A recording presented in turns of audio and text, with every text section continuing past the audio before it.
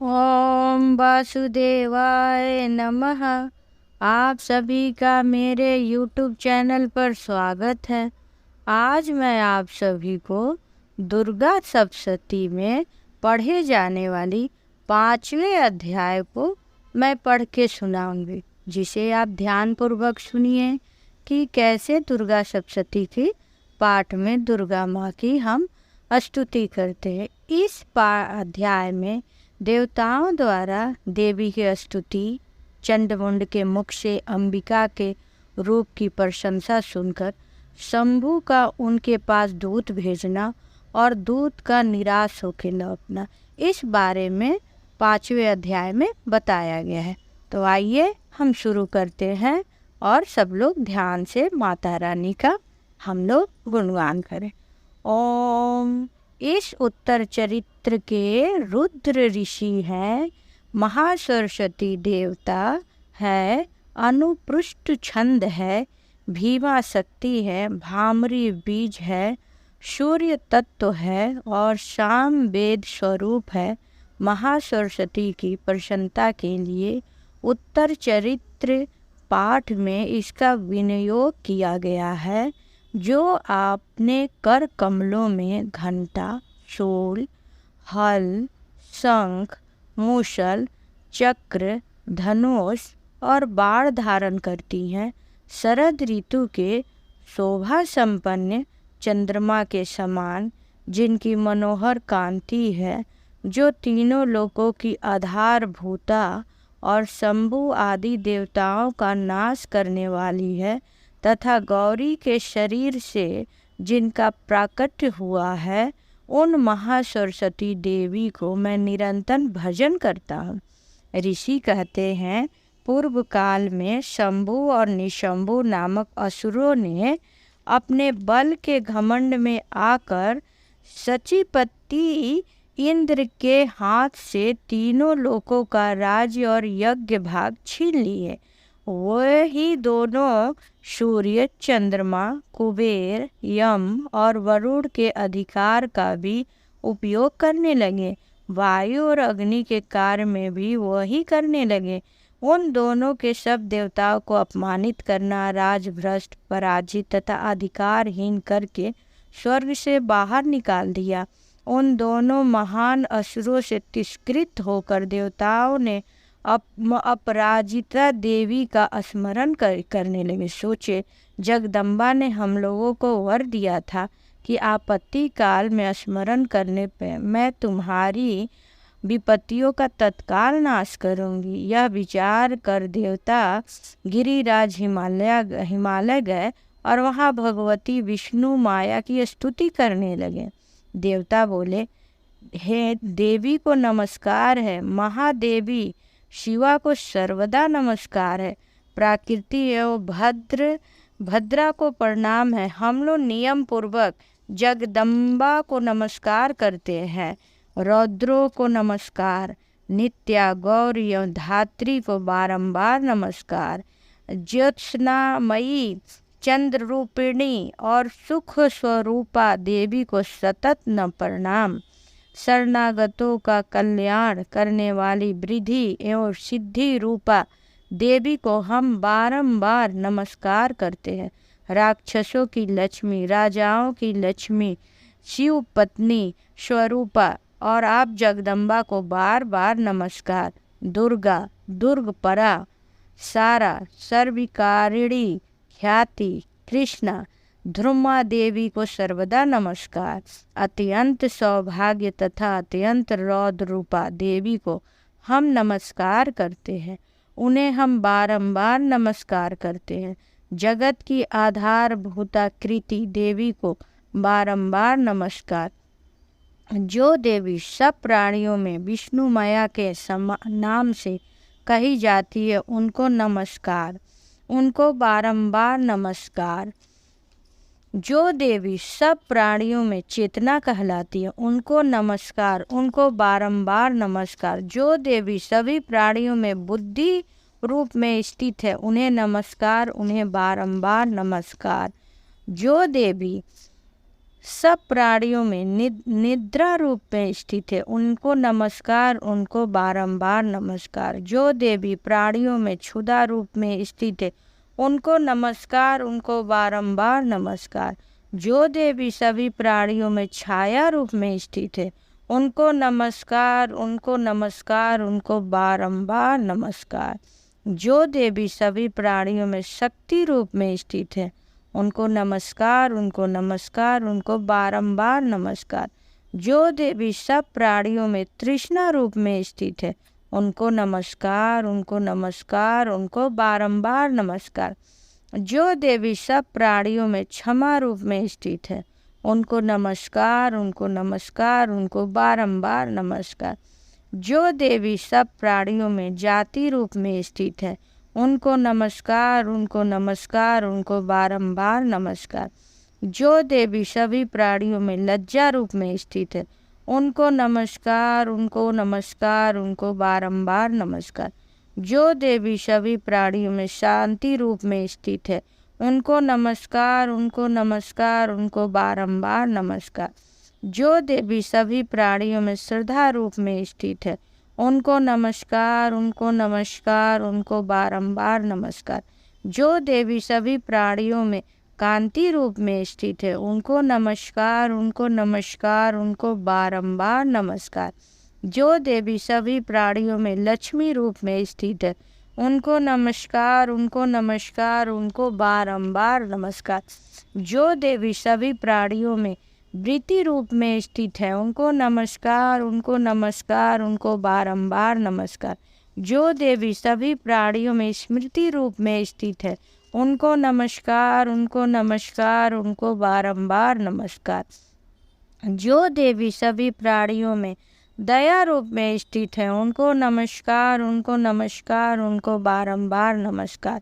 जो देवी सभी प्राणियों में त्रुटि रूप में स्थित है, उनको नमस्कार, उनको नमस्कार, उनको बारंबार नमस्कार। जो देवी सभी प्राणियों में माता रूप में स्थित है, उनको नमस्कार, उनको नमस्कार, उनको बारंबार नमस्कार। जो देवी सभी प्राणियों में भ्रांति रूप में स्थित है, उनको नमस्कार, उनको नमस्कार, उनको बारंबार नमस्कार। जो देवी सभी जीवों में इंद्रिय वर्ण की अधिष्ठात्री देवी एवं सब प्राणियों में सदा व्याप्त रहने वाली है, उन व्याप्ति देवी को बारंबार नमस्कार। जो देवी चैत्य रूप से इस संपूर्ण चैतन्य रूप से इस संपूर्ण जगत को व्याप्त करके स्थित है, उन्हें नमस्कार, उनको बारंबार नमस्कार। पूर्व काल में अपने अभीष्ट की प्राप्ति होने से देवताओं ने जिनकी स्तुति की तथा देवराज इंद्र बहुत दिनों तक जिनका सेवन किया, वह कल्याण की साधन भूता ईश्वरी हमारी कल्याण और मंगल करे तथा सारी विपत्तियों का नाश करे। उदंड एवं दैत्यों से सताए हुए हम सभी देवता जिन परमेश्वरी को इस समय नमस्कार करते हैं तथा जो भक्ति से विनम्र पुरुषों द्वारा स्मरण की जाने वाली तत्काल ही संपूर्ण विपत्तियों का नाश कर देती हैं, वह जगदम्बिका हमारे संकट को दूर करे। ऋषि कहते हैं, राजन, इस प्रकार जब देवता स्तुति कर रहे थे, उस समय पार्वती देवी गंगा जी की जल से स्नान करने के लिए वहाँ आई थी। उन सुंदर भाव वाली भगवती देवी ने पूछा, आप लोग यहाँ किसकी स्तुति कर रहे हैं? तब उन्हीं के शरीर के कोषों से प्रकट हुई शिवा देवी बोली, शंभु दैत्य से तिरस्कृत युद्ध में निशंभु से पराजित हो यहाँ एकत्रित हुए ये समस्त देवता यह मेरी स्तुति कर रहे हैं। पार्वती जी शरीरों के कोष से अंबिका का प्रादुर्भाव हुआ है, इसीलिए वह समस्त लोकों में कौशिकी कही जाती हैं। कौशिकी के प्रकट होने के बाद पार्वती देवी के शरीर काले रंग का हो गया, अतः वह हिमालय पर रहने वाली कालिका देवी के नाम से विख्यात हुई। तदंतर शंभु और निशंभु के भृत्य चंड मुंड वहाँ आए और उन्होंने परम मनोहर रूप धारण करने वाली अंबिका देवी को देखा। फिर वह शंभु के पास जाकर बोली, महाराज, एक अत्यंत मनोहर स्त्री है जो अपनी दिव्य कांति से हिमालय को प्रकाशित कर रही है। वैसे उत्तम रूप कहीं किसी ने नहीं देखा होगा। असुरेश्वर, पता लगाइए वह देवी कौन है और उसे यहाँ ले आइए। स्त्रियों में वह रत्न है, उसका प्रत्येक अंग बहुत ही सुंदर है तथा वह अपने अंगों के प्रभा से संपूर्ण दिशाओं में प्रकाश फैला रही है। दैत्यराज, अभी वह हिमालय पर ही मौजूद है, आप उसे देख सकते हैं। प्रभु, तीनों लोकों में मणि, हाथी, घोड़े आदि जितने भी रत्न हैं वह सब इस समय आपके घरों की शोभा पा रहे। हाथियों में रत्नभूत ऐरावत, यह परिजात का वृक्ष और उच्च श्रवा घोड़ा, यह सब आपने इंद्र से ले लिया है। हंसों से जुता हुआ यह विमान भी आपके आंगन का शोभा पाता है। यह रत्नभूत अद्भुत विमान है जो पहले ब्रह्मा जी के पास था, अब आपके यहाँ लगा हुआ है। यह महापद नामक निधि आप कुबेर से छीन लाए थे। समुद्र ने भी आपको किलिन नामक माला भेंट की जो केसरों से सुशोभित है और जिसके कमल कभी नहीं कुम्हलाते हैं। सुवर्णों की वर्षा करने वाली वरुण का छत्र भी आपके घर में शोभा पा रही है तथा यह श्रेष्ठ रथ जो पहले प्रजापति के अधिकार में था वह आपके पास मौजूद है। दैत्येश्वर, मृत्यु लोक की उत्कांतिक नाम वाली शक्ति भी आपने छीन ली है तथा वरुण का पास और समुद्र में होने वाले सब प्रकार के रत्न आपके भाई निशंभु के अधिकार में है। अग्नि में स्वतः शुद्ध किए हुए 2 वस्त्र आपकी सेवा में अर्पित है। दैत्यराज, इस प्रकार सभी रत्न आपके एकत्र कर लिए, फिर जो यह स्त्रियों में रत्न रूपा कल्याणमय देवी है, इसे आप क्यों नहीं अपने अधिकार में लेते हैं? ऋषि कहते हैं, चंडमुंड का यह वचन सुनकर शुभ ने महादैत्य सुग्रीव को दूत बनाकर देवी के पास भेजा और कहा, तुम मेरी आज्ञा से उसके सामने ये बात कहना और ऐसा उपाय करना जिससे वो प्रसन्न हो जाए और शीघ्र यहाँ आ जाए। वह दूत पर्वत के अत्यंत रमणीय प्रदेश में जहाँ देवी मौजूद थी वहाँ गया और मधुर वाणी में कोमल वचन से बोला। दूत बोला, देवी, देवराज शुंभ इस समय तीनों लोकों के परमेश्वर हैं। मैं उन्हीं का भेजा हुआ दूत हूँ और यहाँ तुम्हारे पास आया हूँ। उनकी आज्ञा सदा सब देवता एक स्वर में मानते, कोई भी उनका उल्लंघन नहीं कर सकता है। वह संपूर्ण देवताओं को परास्त कर चुके हैं। उन्होंने तुम्हारे लिए जो संदेश दिया उसे सुनो। संपूर्ण लोक के मेरे अधिकार में है, देवता भी मेरी आज्ञा के अधीन चलते हैं। संपूर्ण यज्ञों के भाग में मैं पृथक पृथक भोगता हूँ। तीनों लोकों में जितने श्रेष्ठ रत्न हैं वो मेरे अधिकार में है। देवराज इंद्र का वाहन ऐरावत हाथी रत्नों के समान है, वह भी मैंने छीन लिया है।